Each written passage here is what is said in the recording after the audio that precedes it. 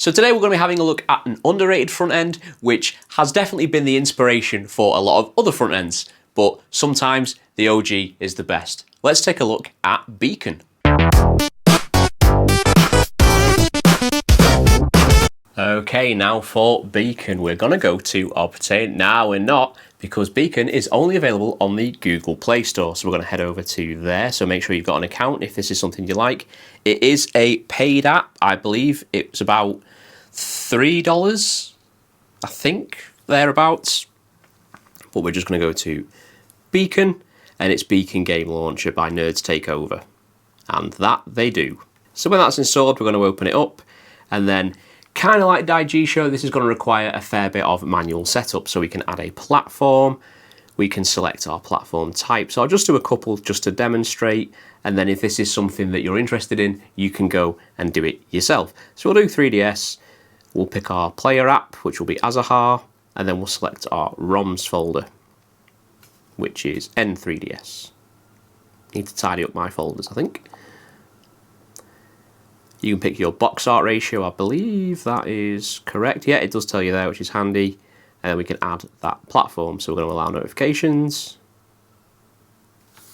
And then if I head over, it is syncing.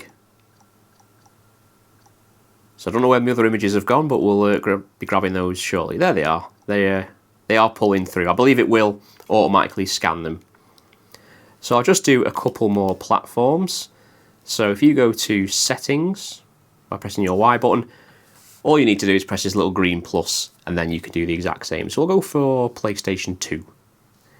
And then obviously if you choose RetroArch as your emulator of choice, it will ask you to pick the core as well. So do make sure you point it at a core that you've actually got installed, otherwise that would be very embarrassing for you. But I'm not even going to use RetroArch for PlayStation 2, so that was a moot point in this instance. So there we are, PS2, we'll allow that. It does seem to have found the box art automatically in terms of dimensions, but you can enable scrapers in here as well. So obviously I advise that you do add the accounts where possible. You can also customize the themes. You can have this light theme, probably a little bit much on the eyes there in my opinion. You can change the background styles. What does PlayStation do? How's that look? Oh, you get the little face button symbols. That's kind of cool.